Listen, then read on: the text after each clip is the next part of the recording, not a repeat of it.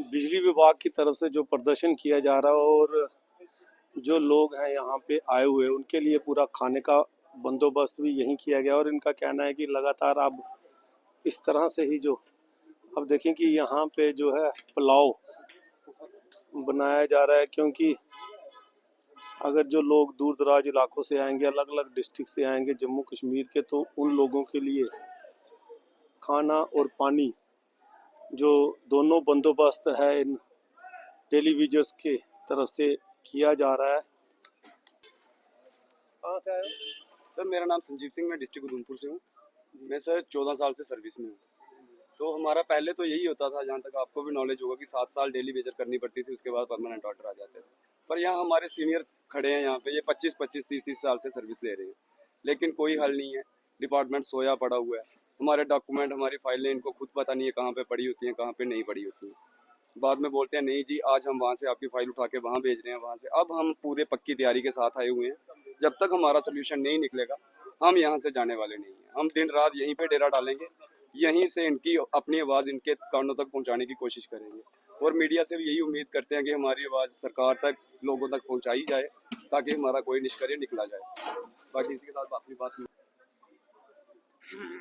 और जिस तरह से आज दूसरा दिन है, बिजली विभाग जो यहाँ पे चीफ एमडी साहब बैठते हैं, यहाँ पे ये लोग सभी इकट्ठे हुए हैं और आज जो है अलग अलग और डिस्ट्रिक्ट से जो लोग हैं यहाँ पे पहुंचे हैं और पूरा खाने का बंदोबस्त भी इनकी तरफ से किया गया है। पहले भी किया जाता था, लेकिन इस बार इनका कहना है, भाई जी कहाँ से आए हैं आप?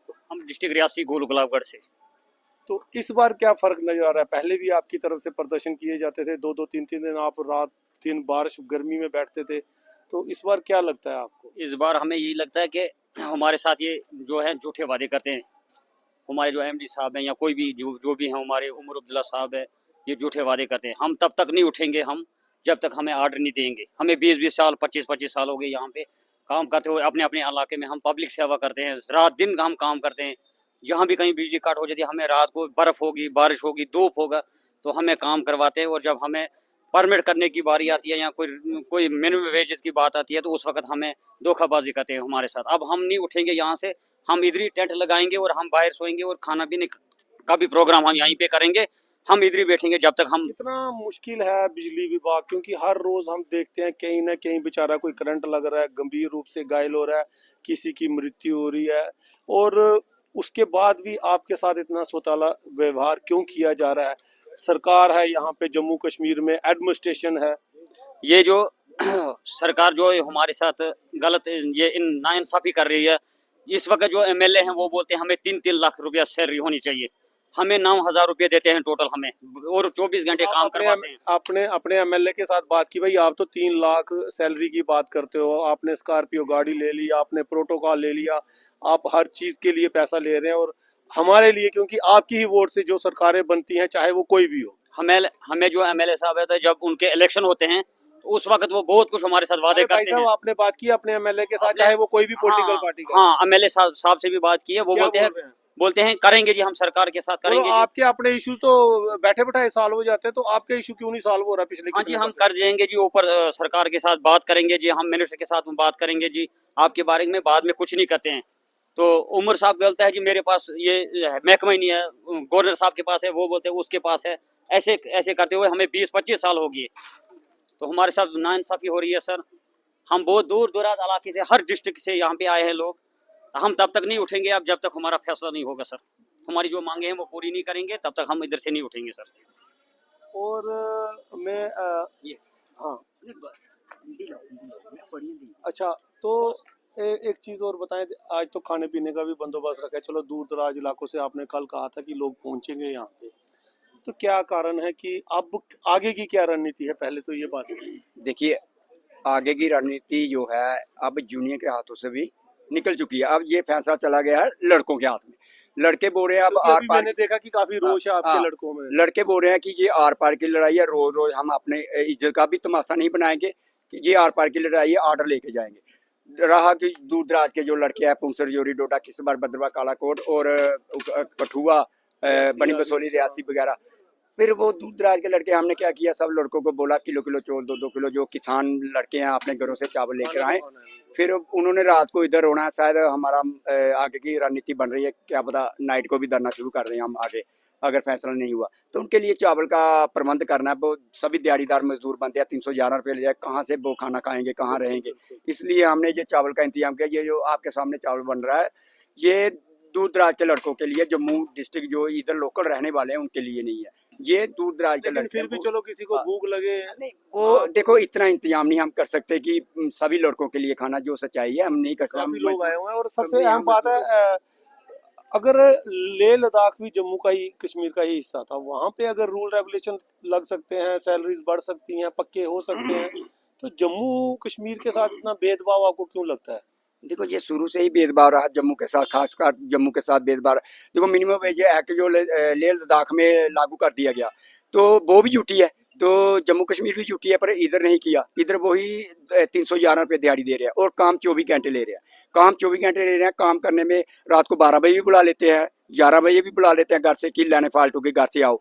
अच्छा, तो फिर यो लड़के मतलब रात को जब काम करते हैं तो इमरजेंसी में, तो जल्दबाजी में कि किसी की टांग टूट रही है, किसी का हाथ कट रहा है, कल भी कोई 2 लड़के हाँ, आपके, उनकी क्या हालात है आज? वो एक तो सीरीज है काफी ज्यादा, उसके बारे में मुझे पता नहीं कहाँ, वो मैं पता करता हूँ। रामनगर थोड़ा सा रामनगर का, मैं थोड़ा मंच पे बिजी रहता हूँ, जो ड्यूटी लगाई है यूनियन ने मेरी।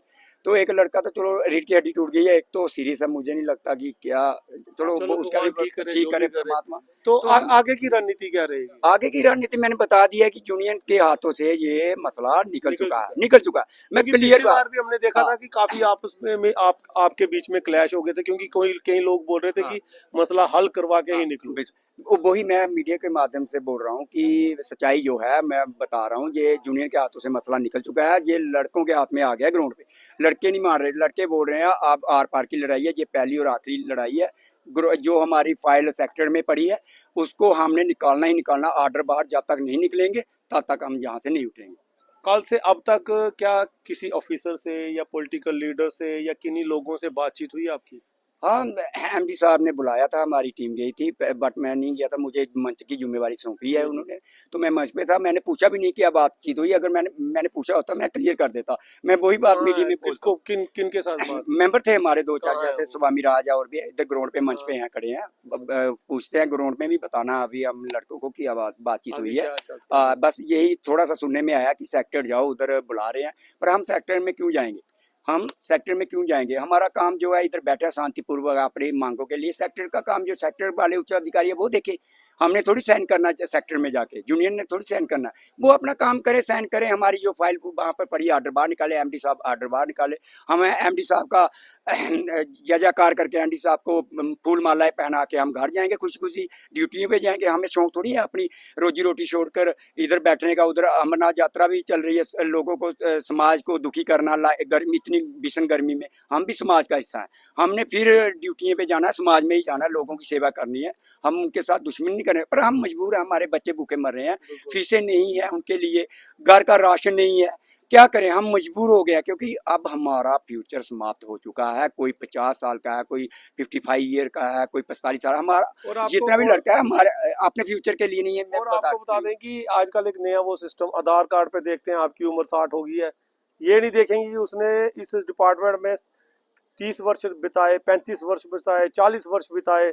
आपकी उम्र होगी है सर, अब आप जा सकते हो, जिस तरह से आए थे कोरे उसी तरह से जाओ। पूरी जिंदगी उसने निचोड़ के दे दी अपनी उस डिपार्टमेंट को, अपने उस विभाग को, रात दिन करके, और ये सोचता रहा कि आज पक्के होंगे, कल पक्के होंगे, आज कल करते उसकी जिंदगी निकल गई। लेकिन एडमिनिस्ट्रेशन सरकारें आती गई जाती गई, लेकिन आज भी इनकी फाइलें जो है वो पता नहीं कहाँ फेंक दी जाती हैं।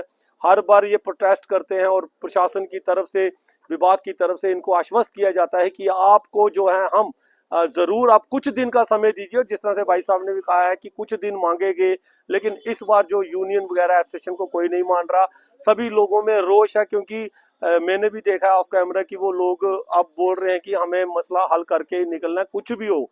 अगर नहीं करते तो आप क्या पिछली बार भी कह रहे थे कि ठीक है हमारा जो मसला हल करो, नहीं करते जो भी है वो बता दो। रजिंदर सर, एक प्लस पॉइंट है, मैं शेयर करना चाहता हूँ इस मीडिया के माध्यम से, जो उच्च अधिकारी है उनको भी बताना चाहता हूँ, जो उम्र सरकार है इस वक्त उसको भी बताना चाहता हूँ, एलजी साहब को भी बताना चाहता हूँ कि सर हमारा लॉ है, कानून है, 381 जिसके तहत हम रूटीन में रेगुलाइजेशन होती चली आ रही है, जैसे 2013 में हुई, फिर 18 में हुई, फिर 22 में हुई। और फाइनेंस में हमें पैसे की बिल्कुल जरूरत नहीं। जो हमारे डिपार्टमेंट का 4th क्लास मुलाजिम जब रिटायरमेंट होता है उसमें हमने रेगुलाइज होना है। जहाँ 4th क्लास मुलाजिम की जब प्रमोशन होती है उसमें हमने रेगुलाइज होना, उसकी सैलरी पे हमने रेगुलाइज होना। हमें ना ही पैसा चाहिए, ना ही हमें कोई पॉलिसी चाहिए। फिर भी मुझे ये एलजी समझ साहब नहीं की आ रहा, तरफ से भी कहा गया था एक बार, आज से वो शायद 2-3 साल वो पहले। सर झूठा आश्वासन था। ग्राउंड पे अगर किया होता तो ग्राउंड पे ये लड़के थोड़ी आते। ग्राउंड पे जो तादाद नहीं, हर दिखाई बार दे, इनकी तरफ से कहा जाता है फाइल बनाएं, ये चीज लाएं, वो चीज लाएं, आप लोग सारी कलेक्शन करके देते हो। पिछले कई सालों से यही चल रहा है। वो फाइल कंप्लीटली हमारी सेक्टर में पड़ी है।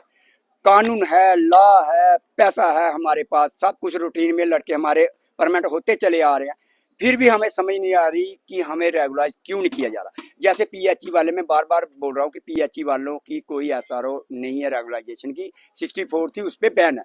वो रेगुलर पॉलिसी जब तक नहीं बनेगी उनकी, तब तक वो रेगुलाइज नहीं होगी। हमारी पॉलिसी है 381 पॉलिसी है। पैसा हमें नहीं चाहिए, पैसा हमारा ऑलरेडी पड़ा है। वो कैसे पड़ा है? जो 4th क्लास मुलाजिम जब रिटायरमेंट होता है उसकी वैकेंसी में हमने रेगुलाइज होना है। जब वो 4th क्लास मुलाजिम जब वो प्रमोशन लेता है उस पर हमने रेगुलाइज होना। ये हमारी पॉलिसी है, ये हमारी रेगुलर पॉलिसी है होने वाली 381 जी। इसके तहत हमारे 13 में लड़के पक्के हुए हैं, हमारे 18 में लड़के हुए हैं। मैं बार बार बोलता हूँ हमारे 2022 में लड़के पक्के हुए हैं। हमें किसी पॉलिसी की जरूरत, फिर भी ये अधिकारी डिपार्टमेंट हमें पक्के क्यों नहीं करे, ये हमारी समझ के बाहर है। इसी पे तो हमारी लड़ाई है। हमें कुछ भी नहीं चाहिए, हमारे पास सब कुछ है, फिर हमें पक्के क्यों नहीं करे? कौन सी साजिश है? अब क्या रणनीति आगे की? राजनीति कंटिन्यू स्ट्राइक रहेगी भाई। कुछ भी हो जाए, कुछ चाहे भी कितना हो भी जाए, आश्वासन कुछ दिया भी हो जाए। जाए। लड़के अब मनमरान पे हैं, लड़के दुखी हैं, क्योंकि जब ये लगे थे कोई 22 साल का था, कोई 20 साल का था, कोई 19 साल का था, कोई 23 साल का था। अब इनकी उम्रें कोई 50 साल का है, कोई 55 साल का है, कोई 57 साल का। मतलब एज जो मीन्स के एज खत्म हो रिटायरमेंट गई, के पास पहुंच रही है, खत्म हो फ्यूचर चुकी खत्म है। हो अब ये बोल रहे हैं ये लड़ाई हमारी नहीं है, हमारे बच्चों की है। That's it. धन्यवाद। रात दिन अब इस तरह से ही जो है इनका, इन्होंने कहा है कि इस तरह से यहीं पे खाना बनेगा। जिस तरह से आप दिखा सकते हैं कि देखें, इस तरह से ही प्लेटें पूरी लगा दी जाए और अब यहीं पे जो है वो खाना शुरू किया जाएगा। और दुख इनका दिखता भी है। आप देखें कि पहले जो है वो खाना जो है, और पानी का भी पूरा इन्होंने बंदोबस्त किया हुआ है। ये पानी की जो यहाँ पे लाया हुआ है, और अभी खाना जो है वो इस तरह से ही इधर आइए सारे, इधर तो इधर आइए। और जिस तरह से आपने देखा कि दूर दराज इलाकों से जो लोग आए हैं उन्हें खाने का जो है वो जो बंदोबस्त किया गया है यहाँ पे डेली वेजेस की तरफ से, और खाना जो है वो दिया जा रहा है। क्योंकि नेचुरली इन्होंने कहा है कि जो अपने अपने घरों से या किलो 2 किलो चावल राशन लेके जो कई लोग आए हैं, ताकि जो दूर दराज इलाकों से लोग पहुँचे हैं यहाँ पे, और उनका खाने का जो है कम से कम खाने का एक पुलाव या जिस तरह से नॉर्मल जो है वो पेट भरने के लिए जो है वो खाना खिलाया जा सके लोगों को। खाना तो ज़रूरी है और पानी का भी बंदोबस्त किया हुआ है। लोग आज कई अन्य अलग अलग डिस्ट्रिक्ट से बहुत सारे लोग जो यहाँ पे पहुँचे, और इनका कहना है कि रात दिन जो है अब प्रदर्शन जो है वो चलेगा। आपको बता दें कि लोग काफ़ी परेशान हैं, डेली विजर्स